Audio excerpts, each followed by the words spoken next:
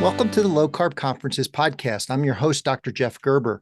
Today, our special guest is Kashif Kahn, who goes by Kash. He's the CEO and founder of the DNA Company. It's an honor to have him and his company exhibiting and also sponsoring the speaker VIP audience dinner on Saturday evening at the conference this February. So how's it going today, Kash? Oh, it's amazing. We're up here in Toronto, just battling the cold, but I'm still wearing shorts. Yeah, well, I'm not going to give we, up. yeah, it's not terribly cold, but we had a foot of snow here last night in Denver. Oh, wow. I'm really excited to come there for the skiing. I grew up in Vancouver, skiing on like Whistler and beautiful mountains. Then I moved to Toronto, and some people said, "Let's go skiing." And I was like, "Where's the mountain? I don't see it." They said, "It's right there in front of you." That speed bump? Like, what are you talking about? So, anyways, Yeah, well, we'd love to have you come skiing with us in Vail. And usually in February, there's not a whole lot of snow down here in the valley in Denver. And we hope all the snow stays up in Vail yeah. for the conference. But a little more about Kash. Kash is a biohacker, entrepreneur, speaker, author, podcaster, innovator, CEO, and founder of the DNA Company, and is a world leading functional genomics researcher. He has pioneered unique insights into the human genome, functional genomics, and personal health. Growing up in Vancouver, Canada, in an immigrant household, Kashif developed an industrious entrepreneurial spirit from a young age. Prior to his tenure at the DNA Company, Kashif advised a number of high-growth startups in a variety of industries. So, Kash, if you can provide some more background and tell us about your personal and professional interests and your passion looking at functional genomics and how it relates to personal health.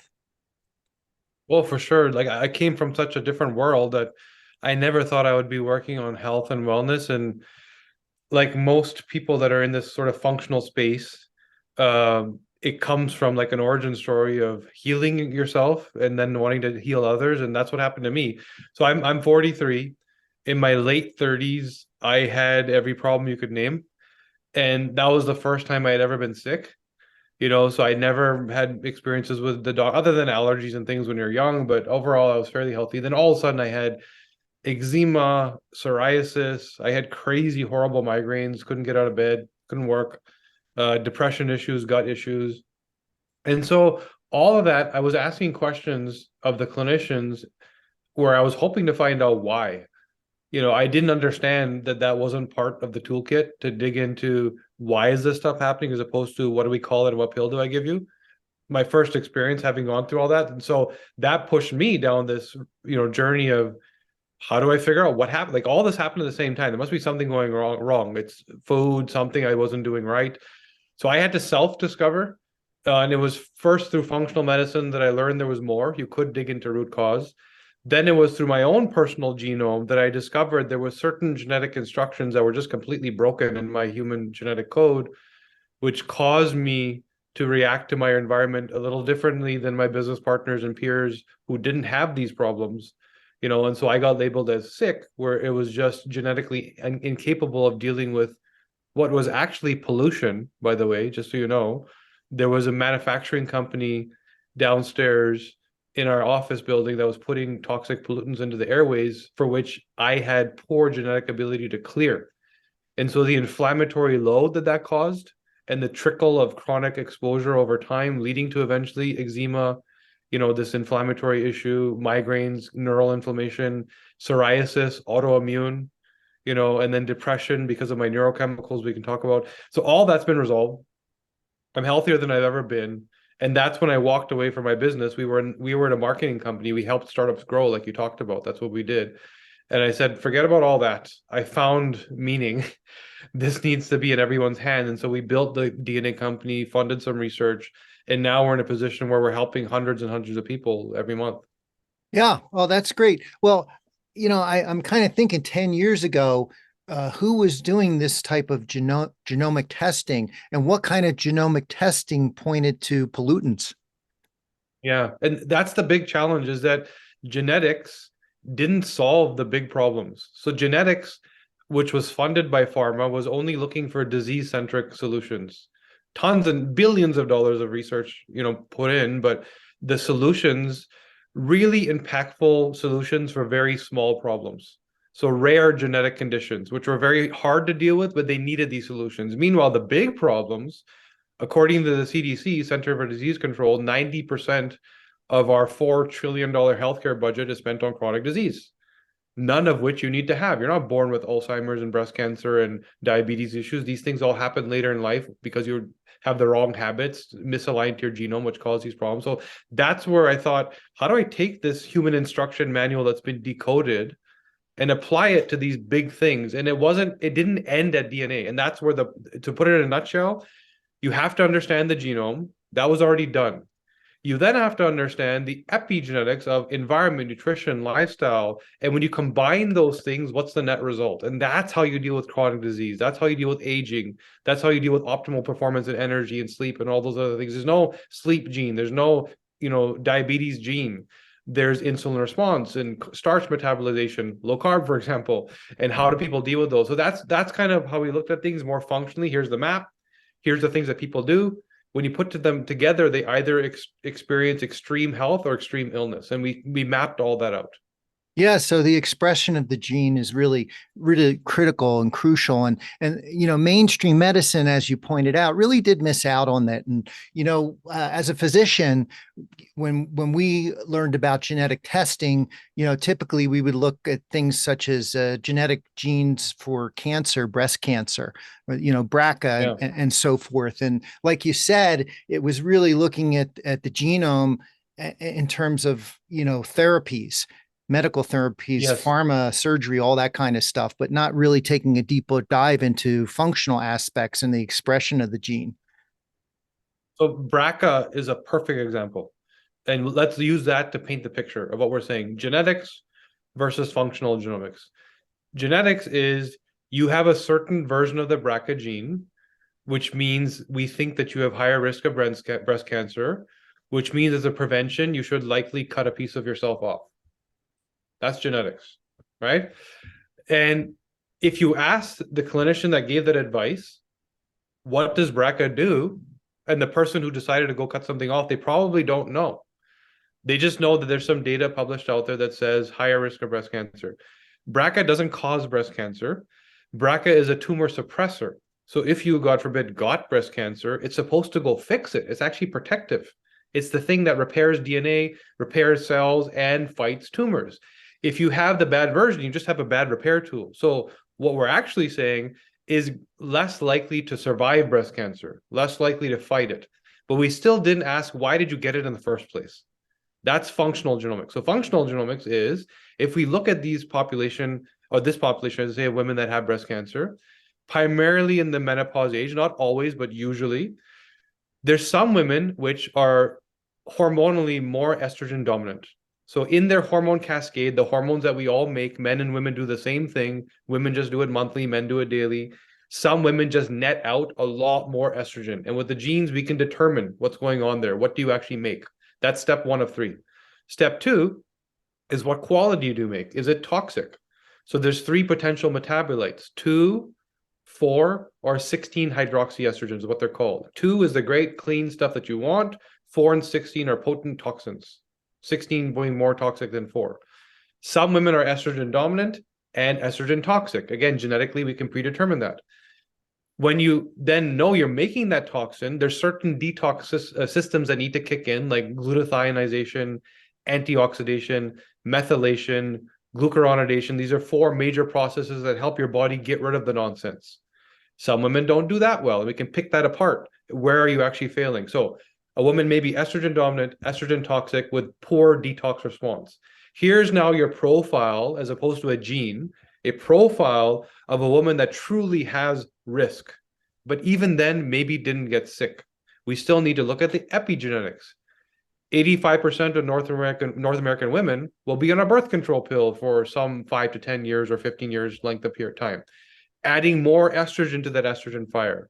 So many women, as they age, get onto hormone replacement therapy, adding more estrogen. So many women don't understand the hormone disruptors in their environment, the chemicals, pesticides, Teflon coated frying pans, all the stuff around them that mimic hormones as they enter the body, pushing the dial up on that estrogen toxicity threat.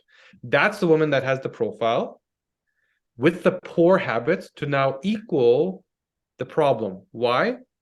And now we go back to the very first thing I said about menopause. You no longer have a menstrual cycle when you're menopausal, which means this monthly load of toxins you're not getting rid of. You still have a monthly cycle, you just don't have a period anymore. And the body notices this threat, this estrogen toxicity free flowing in the bloodstream, a potent toxin that would cause inflammation. So it wants to protect you, and it takes it out of the vasculature, out of the blood, and it goes and stores it in fat. And where do women have fat? In the hips and in the breasts, primarily. I mean, there's fat everywhere, but those are two big areas where things could very easily get deposited. And the breasts, unlike the lungs and unlike the gut that were designed to deal with things coming in that need to be sort of filtered, the glands of, you know, the milk ducts, etc., were not designed for this level of toxic threat. So now you have the source, you have the epigenetic load, which exaggerates this, you have the biology of a menopausal woman, and that toxic threat causing that level of inflammation that leads to cellular damage, that leads to breast cancer. This is the point where BRCA is supposed to get to work. After all of this. So now saying BRCA is the thing we need to look at is like, what about all this stuff? I could test, give me your 5-year-old granddaughter, and I could test her and tell you all of this about her and prevent all of this from happening. And BRCA doesn't need to do its job at that point. Right? So this is how we think of things more functionally. Like in reality, why does the disease even happen? And if we can answer that question, we can reverse or we can prevent, as opposed to wait and see and fight it. Yeah. And that's just a great explanation. I think BRCA is really just spot on in terms of discussion. And you know, some of the families traditionally, they're just, oh, that's it. I'm really worried. You know, we're going to talk to my doctor about a double mastectomy, and you're basically saying, you know, wait a minute, there's a lot more to it than that. Yeah, you get the double mastectomy. You haven't stopped the estrogen toxicity load. You haven't stopped your epigenetic habits, and guess what? It's just going to become ovarian cancer instead. So you didn't get rid of the fire. You just, you know, you moved away from it. It's just following you, and it's going to eventually, if you have that inflammatory load and you haven't dealt with that, you got rid of the breast, which is just a jurisdiction. It's a site where this could potentially happen. It's still going to happen somewhere else if you haven't dealt with that risk factor. And this is where then you start to associate breast cancer is associated with ovarian cancer. Like, no, let's just figure out why it happens. Let's deal with the why, and then it doesn't have to happen. Yeah. Okay, yeah, that makes certainly a lot of sense. Now, indirectly, I don't think you intended to say this, but it's kind of an argument that you know, estrogen therapies, you know, being exposed to estrogen throughout life and perhaps after menopause may be something beneficial to look at. Yeah, so hormone replacement therapy, bigger than it's ever been. You know, there's compounding pharmacies all over the country making up cocktails for people. Highly beneficial if you personalize it. Highly problematic if you don't. So I'll give you another example. I'm in Toronto, so this is the sort of mecca for hockey training, right? All the NHL players come here. We have all the great trainers here, and they're here every offseason to train. So we deal with a lot of them in terms of how do we up their performance to another level: muscle, fat burning, recovery, mental, you know, their stamina, all this type of stuff. So we had this phenomenon. This was in 2019, where a bunch of these players were coming to us saying that they had weird libido issues, and you know, they had like gynomastia, man boobs growing, and we're like, why all of a sudden all these guys? So we started looking at it, and there was at that time there's a couple trainers who were giving everybody what's called an androgel pack, so a testosterone supplement, which is a gel you put on your stomach, your skin absorbs it, and it, you know, the thinking is, I give you testosterone, you have more testosterone, which should be beneficial for an athlete. Some men in that hormone cascade take that testosterone gene called CYP, I think 19A1, converts it into estrogen at different speeds and rates. Some men do that exceedingly fast. So if I give you more testosterone, I'm giving you more of the fuel that your body then genetically takes and converts into estrogen. So now some of these men who weren't recovering properly, didn't have the energy, vitality, etc., were given this testosterone, and it didn't help. So the answer was, maybe you need more. Let's up the dose. What happened? gynomastia, man boobs, libido out the door. They had beautiful skin and hair. They started to look very pretty, but what they wanted, the outcome wasn't there. So a little tweak, it wasn't about giving them more testosterone. It's about let's block the conversion to estrogen, which you can do with basic supplements to have more free flowing testosterone, which you already make. So all of that stuff, like what you were alluding to with hormones, highly impactful, highly powerful. But we're saying if you look at the genetic map of how hormones work, you can very precisely know where to intervene to get that optimal outcome, prevent all the problems, and get exactly what you want. Great, Kash. Well, let me ask you in terms of functional genomics, does being homozygous and heterozygous play into the equation? Yeah, it depends what we're looking at. So for example, if we talk about the brain, there's no good or bad, there's context, right? So if we say that there's a particular gene where homo or heterozygous equals different things. So for example, BDNF, brain-derived neurotrophic factor, implicit in neuroplasticity. How well does your brain develop neural connections to flow information, to learn new skills, manage your mood, etc.? We call it the optimal and suboptimal version, the homo versus the heterozygous.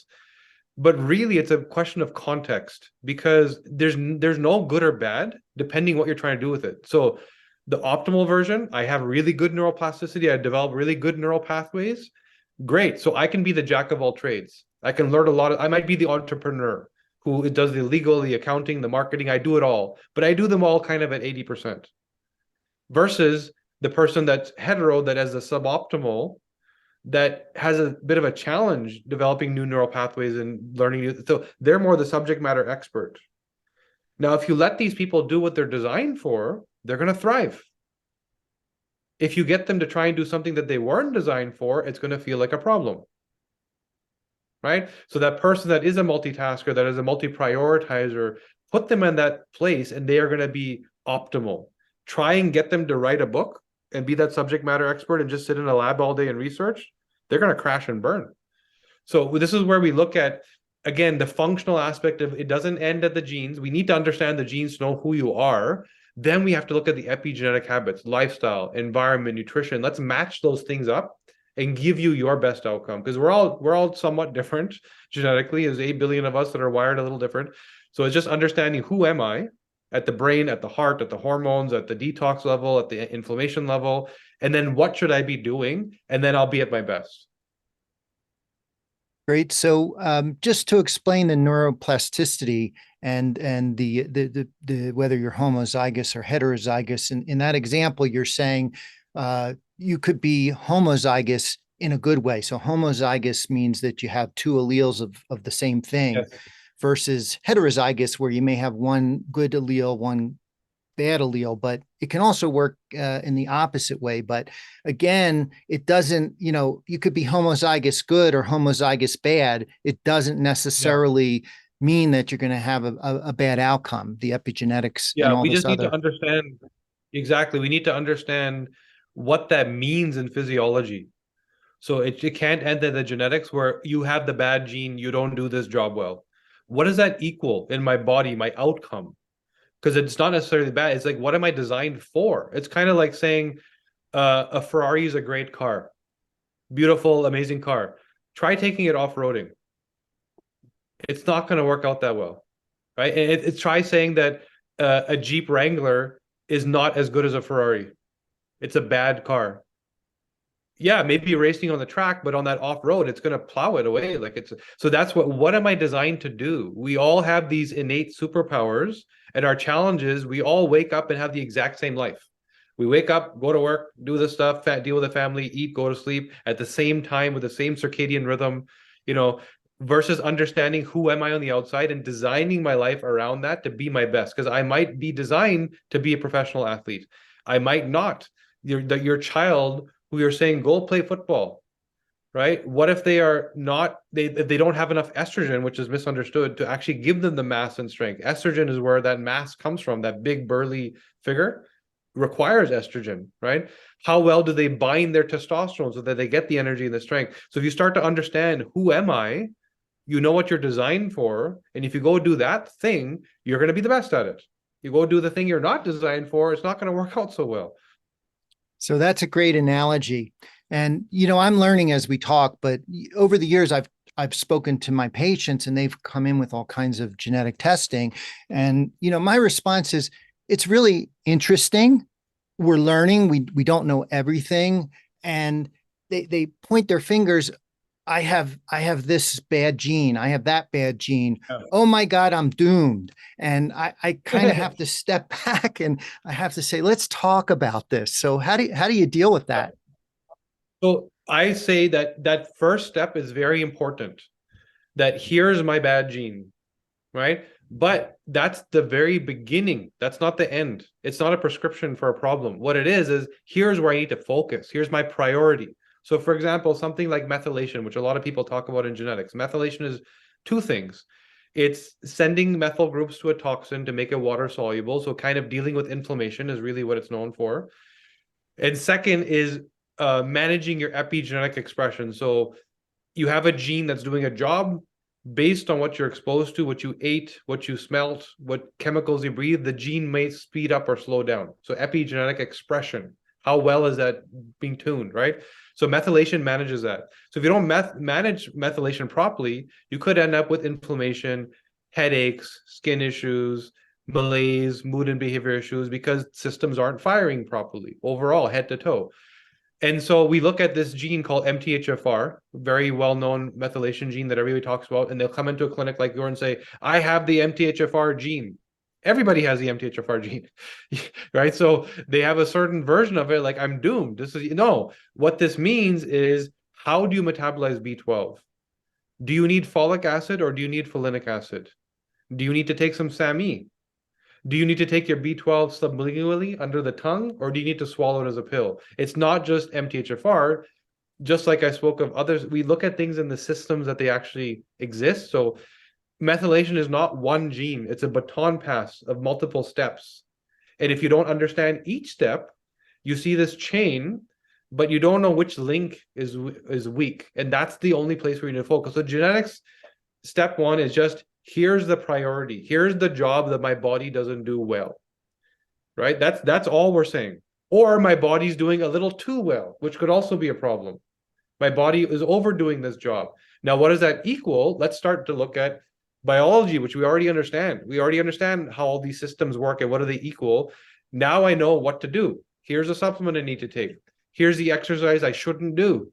Some people can't handle cardiovascular activity because they don't deal with oxidative stress so well, right? Here's what I should eat. Speaking of low carb, how do I metabolize carbs and fats and vegan foods and etc.? I now know red flag doesn't mean I'm doomed. It means I know where to focus and what to do.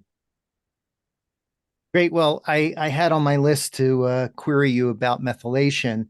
And I also had the list here just to, if you could briefly mention talking about diet, lifestyle, cardiovascular Sure. risk, familial hypercholesterolemia, and genetic Yeah. testing for that, and also genetic testing for apoe and the Yeah. significance So of that's a those. big one where, again, really misunderstood.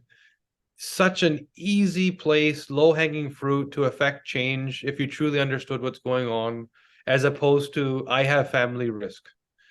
Typically, the family risk isn't rooted in cardiovascular disease, it's rooted in other things that eventually lead to cardiovascular disease. So, as an example, we can determine genetically what quality of hardware you have.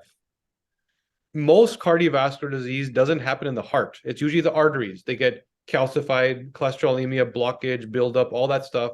The heart is ticking and doing fine up until the very last minute, where that artery just got worse and worse and worse in terms of its quality and health, right? So we can determine here's your artery. The inner lining is called the endothelium, right? That's where the blood actually touches and flows. What quality do you have? Is it stainless steel, resilient, or is it paper thin and really prone to inflammation? Even if you have the worst quality, you weren't born sick. You still have to have the wrong epigenetic choices to cause a problem. So, what are those things? If, like me, you're missing some of the key glutathione genes, detox genes, and perhaps you work in an environment with a lot of chemicals. So, you're breathing in chemicals every day, and your body doesn't do a good job of binding and sending to the liver those chemicals, just like we drink alcohol and we get rid of the alcohol and we feel better. Your body's doing that with everything, with mold, chemicals, airborne, even what you eat, for etc. So now I had this combination of I don't detoxify well, my methylation isn't the best, so the inflammation that's being caused by those toxins isn't being fought so well, and I have this bad quality endothelium, meaning it can get inflamed really easily, and I have these ingredients already that point to me being in an inflammatory state, and I happen to have the work or home environment where I'm exposed to those things that cause that inflammation.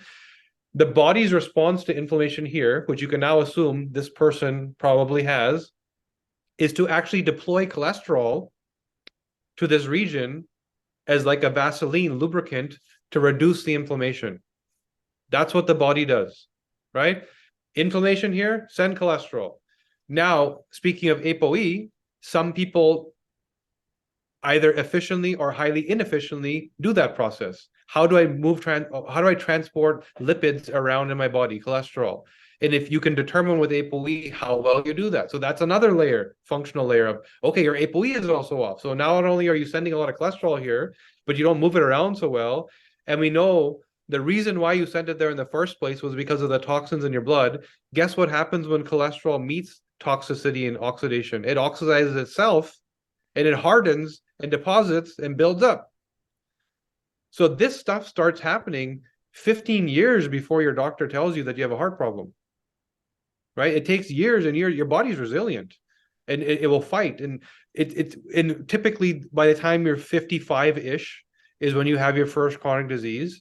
Because after the age of 50, your mitochondria fall off a cliff. You start to lose your mitochondria, and that resiliency, that cellular resiliency, really drops. So that fight that's been going on for years and years and years, you can't do it anymore. And so there's multiple ways to go about this. Let's support the detox.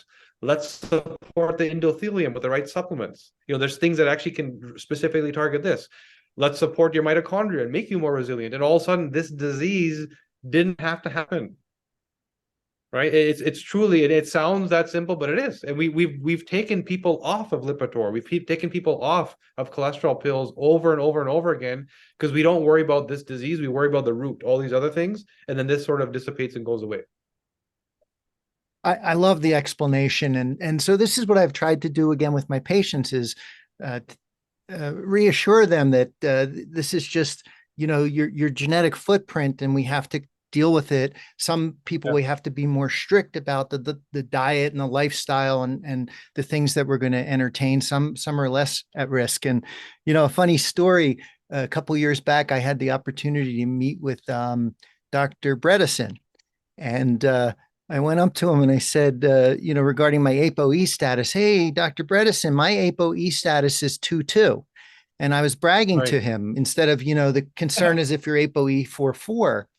And he replied back to me. He said, well, Jeff, your apoe 2.2 says that you're highly evolved. There's only 80,000 people. And I said, well, I don't know personally if I'm highly evolved, but it was just, he didn't give me a free ride. He said, you still have other risk, maybe it's not heart disease or dementia. I certainly have my own memory issues as I get older.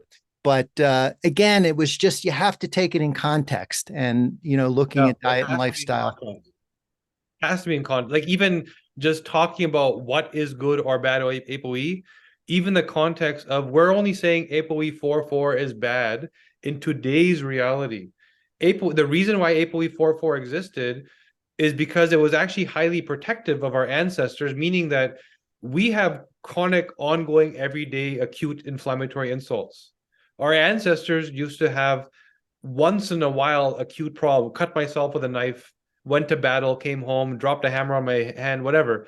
It wasn't this chronic stress, bad sleep, bad food, threat every day, all day. And so they needed that apoe 4.4 as that acute response and like overdo the job, right? And so those people would actually thrive in that context. Now, in today's context, where there's a constant drip of inflammation in everything you're doing, what you eat, what you breathe, the stress, the lack of sleep, like everything, it's too much. And the apoe 3.3 is the ideal for today. So context is super, super, super important. That's why, genes are not like a prescription. They're more like, here's what you do. Now, what's going on? What are your choices? Where are you putting all this stuff? Yeah. So it's like our our genetics haven't really caught up in terms of our lifestyle and No, diet. Although for me, the no. apoe E22 perhaps has caught up. I don't know, but it's all Yeah, you're a bit of a fascinating. superhuman. Yeah, You're a bit of I a superhuman. thank you, but I really doubt that. So yeah, so you know, two other things to get into is, back in the day we had 23andMe, and there's Hmm. so many options, and so the question is, what is unique about your company? Why do people want to seek you out, and what's different between 23andMe and what you have to offer?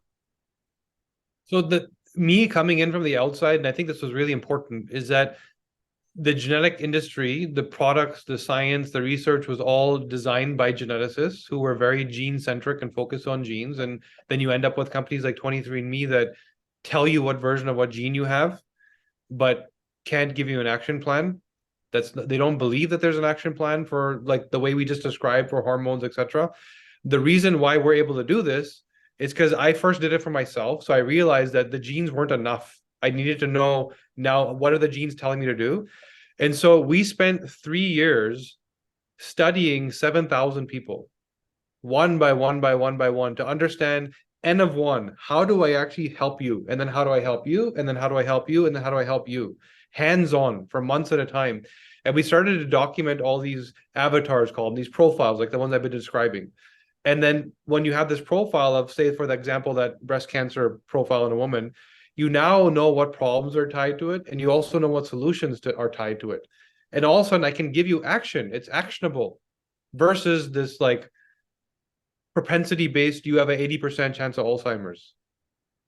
What do I do with that? Like just sit here and wait and see? And if I don't get it, great. Versus, okay, you have this elevated risk of Alzheimer's because the protective genes aren't doing their job. What causes Alzheimer's? And how well are you doing with that stuff? Today, we find that the majority, I think it's something like 66% now of today's Alzheimer's is airborne, meaning that there's so much pollution in the big cities we live in, and we're just living longer. So the opportunity for cognitive decline to set in and for neural pathways to get damaged and degrade over time because of all of what we're breathing in that we don't detoxify properly. LA traffic, 1 hour LA traffic is like a pack of cigarettes, literally. So if that's what you're doing every day and you're also living to 90, then yeah, your brain's going to have a bit of a challenge as you age.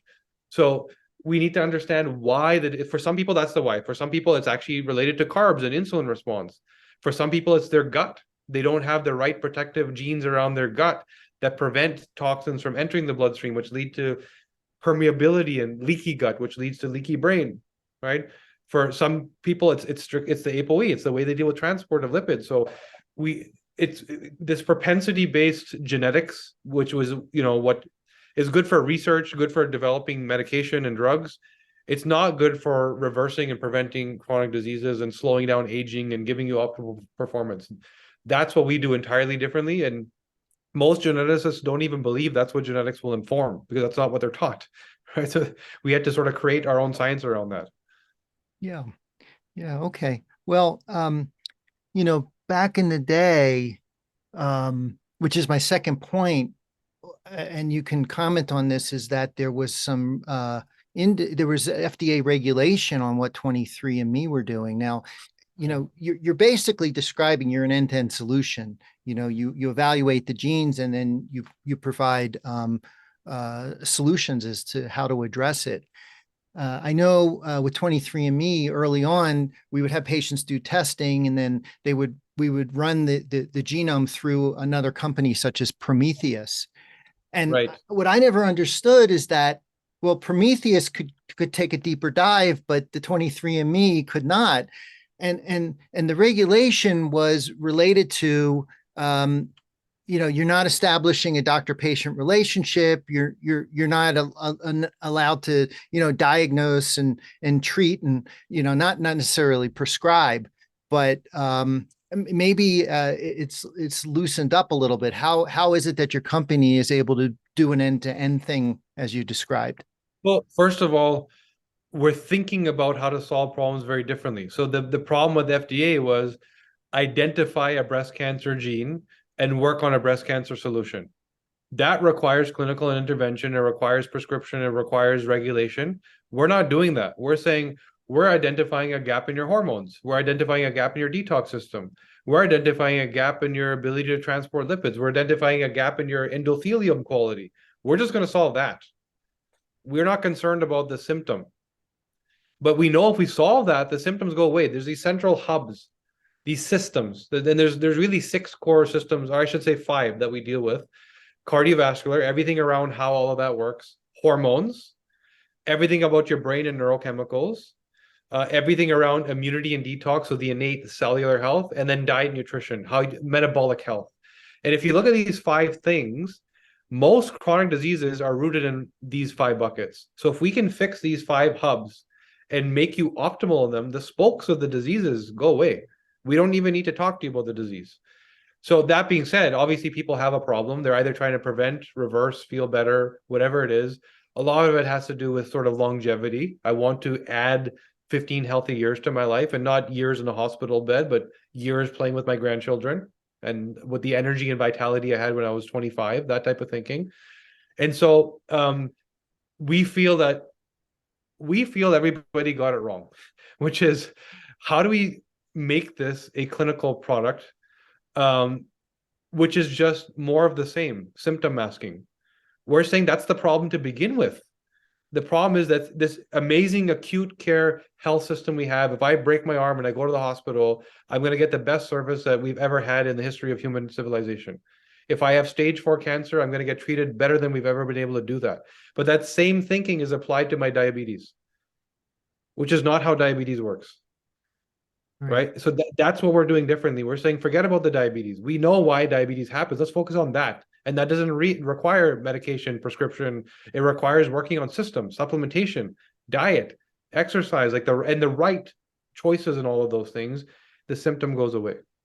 Yeah, so you're really in the realm of functional health and nutrition, Yes. and this is an area where the FDA says, okay, you're not diagnosing, prescribing, or treating.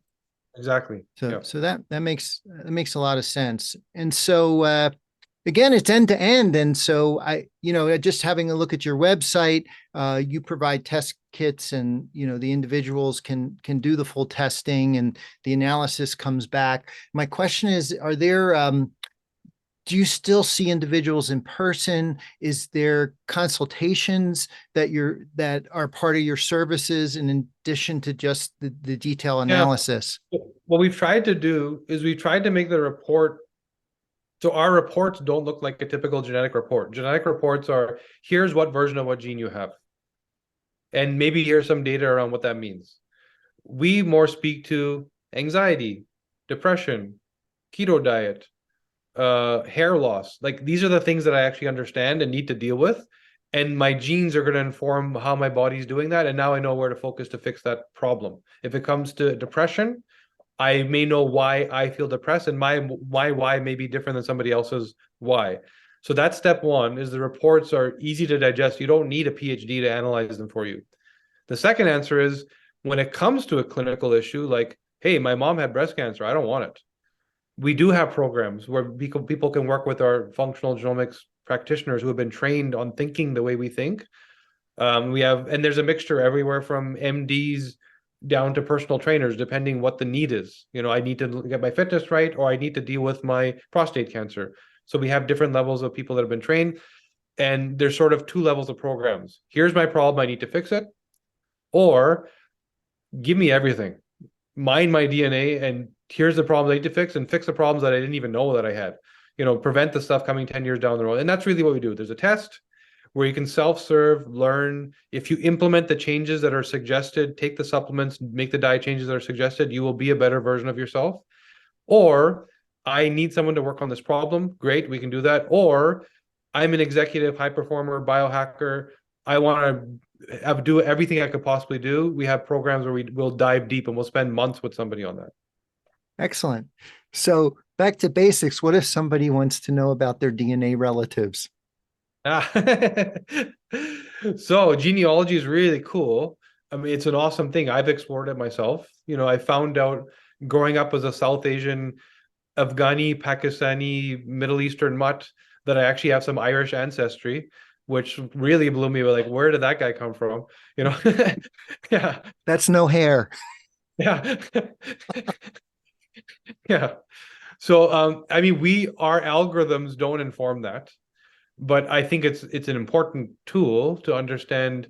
There's certain really nuanced things. For example, when we talk about uh, insulin response, and what do you think of? Sugar is bad, right? Sugar causes diabetes. That's the general thinking. When you look at South Asian people like myself, Indian, Pakistani, Bangladeshi, we have the same outcome from saturated fats, which is not in the published literature. For us, the way that we genetically deal with saturated fats will cause an insulin response and spike, which will equal diabetes over long term, the same way it does in Western European white people from sugar. We also have the sugar problem. Don't get me wrong there. Like, they're both there, but we have this unique genetic nuance. So we don't look at ancestry in the terms of telling you who you are, but we look at it to inform the algorithm to make it more personalized, right? And because there are some subtle nuances like that, like with hypertension, the hypertension genes around what is considered the optimal outcome for white Western Europeans is considered the worst possible outcome for East Asians, like Chinese, Vietnamese. So there's nuances like that we look at. Yeah. So look, I don't need genetics testing, although you have it now to describe, Asian populations that can become diabetic without a significant amount of weight gain, and we refer to Right. them as a population of TOFI, thin on the outside, fat on the inside, meaning that Right. they're metabolically unhealthy and not overweight. And so you say there's genetic markers for that. Yeah, there's a couple things going on there. One is for sure the saturated fats, but second thing is you'll find that Eastern populations, on average, have less ability to have strong detox pathways. So, the Europeans went through industrialization, like they actually went through it. Industrialization sort of happened in Europe. And so alcohol, things like that, very European. You look at Asian countries, they kind of skipped all that, right? They didn't go through the multi-century process of evolving through it. And so the detox systems aren't there.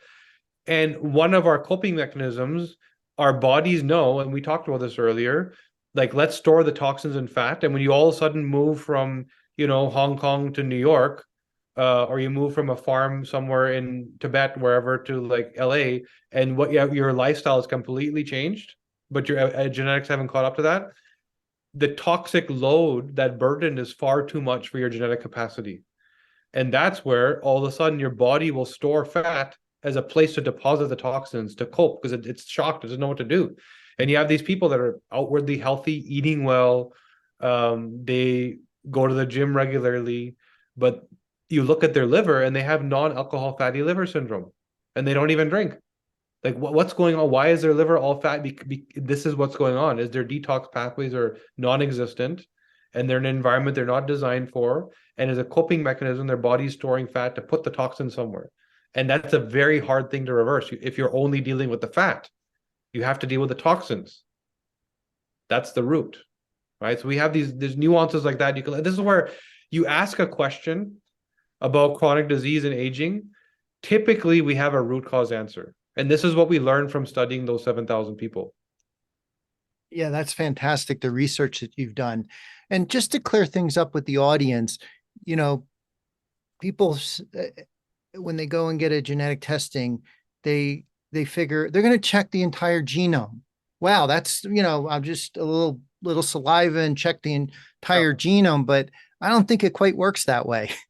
No, and I mean, for example, everybody here probably knows Dave Asprey, Bulletproof Coffee, now Danger Coffee and Upgrade Labs, and he's the father of biohacking, right? So when we first met him, he had done this $50,000 full genome sequence. He flew out to Germany for it, met with these 3 PhDs to go over it, and there's 22,000 genes that make up your genome. So he got the whole thing done. They gave him this encyclopedia. We test for less than 100, because those are the 100 that actually affect those 5 core systems I'm talking about. And he said he learned more in 1 hour from our 100 genes than he did in a 1 week deep dive trip to Germany with these 3 PhDs, other than rare genetic conditions that he could potentially have, coming down the road.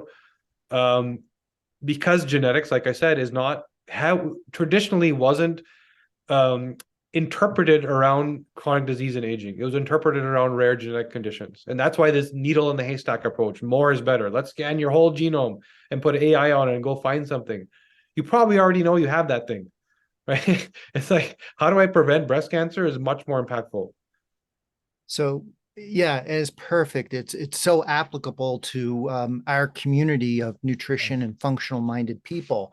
And so it's really looking at a targeted genome. So you're not going to look at your DNA relatives, and you're not going to get the Dave Asprey 22,000 full genetic workup. Yeah. And if you got that, your head would spin for a little while and you end up where you started. Yeah, and I guess 23andMe really took again, they're not testing the entire genome. They No. they just took a wild shoot at maybe more than 100 specific, but Yeah. um, I think I they're looking, I don't know exactly, but it's approximately 1,000. And it's kind of the things that have enough published data where there's something to talk about. Right? It's like, here's something that's correlated to breast cancer, here's something that's related to like fast muscle twitch fiber, here's something that's related to like snacking tendency and satiety, those types of things. So some of it is useful, a lot of it needs more action around it. But they've taken sort of the best of the whole genome sequence and compressed it into here's what we can actually talk about. Yeah. Well, that's great. I've learned a lot, and now I really understand the niche of the DNA company, and where you fall in. And, I'm really excited and looking forward. We've never had a DNA company come to our conference, and you will be pleasantly surprised. We have so many people that will definitely come and visit. And again, I want to thank you and your company for being so generous and sponsoring the VIP dinner as well. No, we love the work you're doing. As soon as I saw what you guys were all about, I said, this is exactly like, this is our world. We need to meet these people and be part of it. And we wanted to sponsor right away. Yeah. Well, look, I don't know if you will personally be there, but I'd love you to Yes. come and we can go skiing, and Yeah. so we'll be in touch on that. And how can the audience find out more about you, Kash? So there's a few things you can do. For the testing, it's the DNAcompany.com. It's called the 360 test. So just go look at the DNA 360 test. And my sample report is actually on the website. If you go to the homepage, if you want to see what it looks like. The other thing is, if you just want to learn more, and this is a big part of our mission, is just education and normalizing the fact that DNA is a part of your toolkit and should be. There's two ways. Go to my Instagram, so Kash Kahn Official, KashKhan, Kash Kahn Official, and we're constantly posting information there about how your genome can inform better health.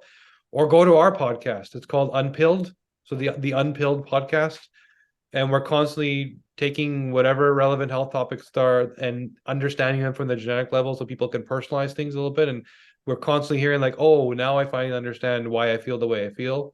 So those are the ways we can help. Dive in or just connect, email us through the website, and have any questions, we're here to help. Great, Kash. And last two things.